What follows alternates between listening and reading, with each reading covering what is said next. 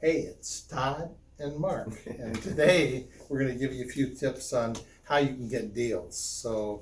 Um, I'm strong at generating leads, and the money I make is by being able to generate those leads and take it to a wholesaler like Todd that's going to go look at the house right away and get it sold. So I'm going to talk for a second on how I do that. So you can do it with bandit signs. Like here's one, a nice blue and white one. This is the right size I'd recommend. It's 18 by 2 feet. Then you can go with a smaller sign right here. We found that the bigger signs are way more effective on making the phone ring. We found that the best color is yellow with black print, and it needs to be really big so people can see it. And this is an ideal sign right here. And this is what I recommend. I get these signs at supercheapsigns.com. Now, or you can handwrite them. Some people do that. Yeah. But I'm not. It's too much work. I'm old and lazy. So I'm going to take a roofing nail, put a roofing nail, punch it through here, punch one through there, punch one through there, punch one through there. And it's going to be a zigzag motion. Then I have these pre-punched with the nails sticking in them. Then I'm going to have a driver, and we're going to be putting these signs up somewhere where it does not upset people. So where would you not upset people? Let's say you're in an area where they would get upset if you had signs up on telephone poles or something. Then I'm going to be going into service stations, liquor stores, and I'm going to be putting these up in their parking lot. And they really don't care that there's signs up like that, and people are pumping their gas looking at the sign. If I'm somewhere where the area has got like businesses that, the neighborhood comes out and the businesses, a lot of them are closed and that, I'll put them on the telephone pole right where the stop sign is. Sometimes if I'm in an area where there's boarded up houses, I'll put them on the poles in front of the house, or sometimes I'll even put them on the house because I just consider it a big business card saying, give me a call. So that's bandit signs. Now I've got a video on the YouTube channel. It's Ralph Mop on YouTube. And I'll put that link on in the description below this video. So that's kind of, now I have a partner, and what my partner does is to get the metal stands, he'll do handwritten signs, and he goes out on a Friday and puts the signs up all over the place in the media and areas where you might get that they might ask you to remove the sign. And then on Sunday night, he goes out and pulls them all back up so he doesn't cause a problem. That gets good leads. Because a lot of the city officials aren't working on the weekend, so and then that's why they do like that. Todd in the other room here has got a wholesale board, so he looks and tracks where the lead comes. So I'm also an internet marketer, so if the lead comes off the internet lead. If the sign comes off handwritten sign. If it comes off of whatever it's coming from, we're tracking to kind of get a flavor for what's produced and what isn't. So this is my big tip though. Right now, there's, because of COVID and because of HUD's even put a freeze on if you've got a HUD property that you can't collect the rents, or you can't take them to court to get the rent. Right. So if a landlord can't collect the rent, he's got a problem, and he's going to be an incredibly motivated seller. So now's the time, if you've got a relationship with a bailiff, a court clerk, or whoever, you can get that lead or go to the courts and get a list of people doing evictions. There's a motivated seller. So that's another way to generate a lead. Yeah, and especially absentee owners, people that live out of state, is huge. That's where we're getting a ton of deals, a ton of leads from absentee homeowners.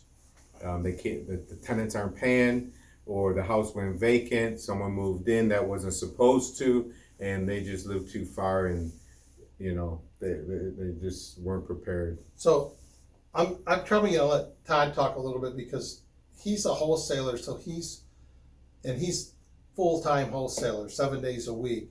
So I'm one of his sources for leads, but he's got other sources. So like, tell me like how you're generating. Yeah, so definitely the meetups, networking, getting your name out there, being on Facebook and things like that. I get a lot of people that contact me and they need help, or they want to know if I have a buyer. So we do a lot of deals together.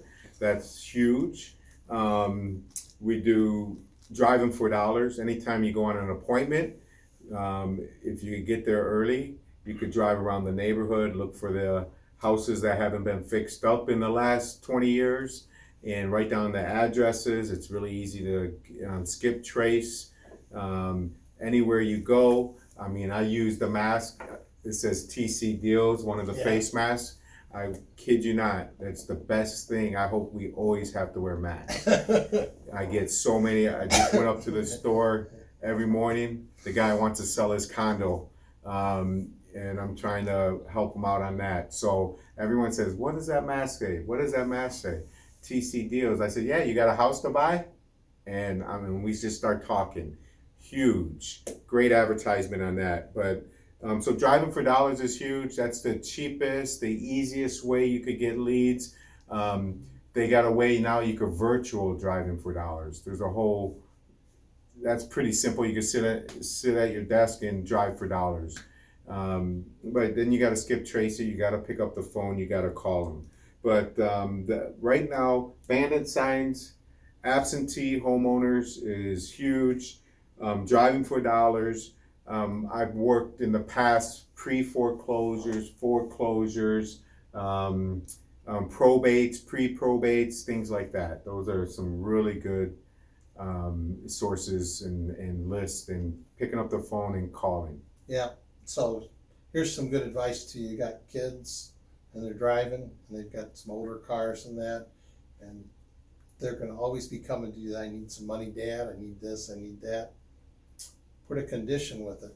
Say, guess what we're buying? We're buying magnetic signs to put on your car that says we buy houses for cash. Yep. So you need to help support Dad.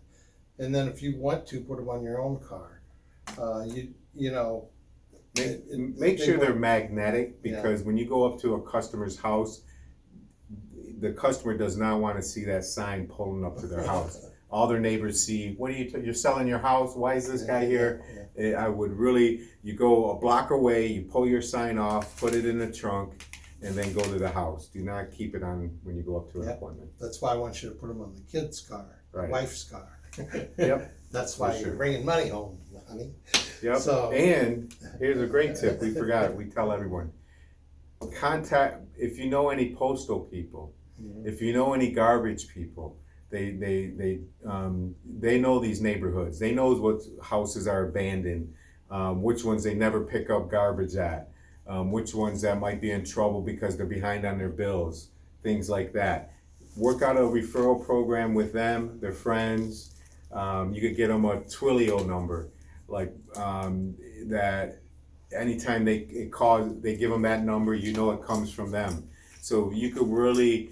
Referrals is a great source, networking, working with new investors or wholesalers and teaching them how to do things, and is really huge. And you'll sit here, when it come to one of Todd's, if you're new, come to one of Todd's things when he's making phone calls. Yep. Because he'll just show you how to go right online and get leads and make calls. And yeah, we're making phone calls every morning, 9 a.m. to 12, a lot of times longer. Yeah.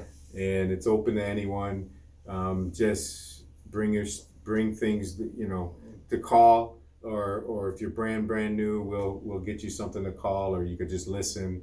It's really easy. Once you get over the fear of picking up the phone, it's pretty simple. Then you're going to be able to have the lead sheet when you leave. You're going to be able to have, that's how you learn the business. Take action. Absolutely. Yeah. So. But real fast, I'm sorry. When you're making a lead, is this another one? Or just how you get deals. Yes. So just go ahead. Yeah, so when you're making a lead, there's 4 things. You can listen to all these different wholesalers that train and everything else. It's usually the same thing. There's 4 things you want to get. You want to get the condition of the house, the price they want. There's a lot of different ways you can ask for that and get it, because a lot of times they won't give it to you. You want to get their timeline to sell. If they want to sell next year, that's not a lead, okay? And then you want to get their motivation. And Yeah. then once you figure out their motivation, you gotta work that and really get to their pain point.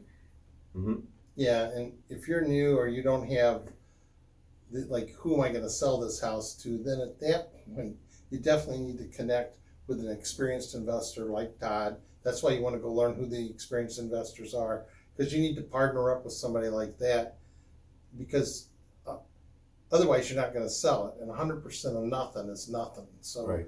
You wanna get it to somebody that's gonna move it. Or And that's like me, I don't have the time to go do all that, I don't wanna do it, I know how to do it, but I don't have that energy level. I'm gonna take somebody that's got the energy level, that's cultivated that, and that's that's why I'm generating leads for him. I Right. mean, you wanna look at what your resources are, and like, if you wanna generate leads, think about it. If you go to the same party store every day and you know the owner of that party store, then you're gonna partner with that guy, get him a Twilio number that gets recorded, and so that he has a sign there and flyers he's handing out. He's gonna generate the people calling you, but then you're gonna split profits with him.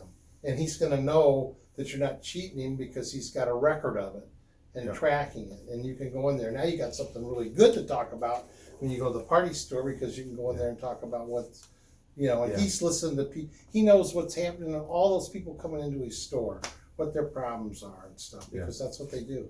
Just Yeah. look at where your resources are and, Yeah, for and sure. tackle them. Yeah, and if you're a brand new wholesaler and you think you got a deal, I do this with a lot of people.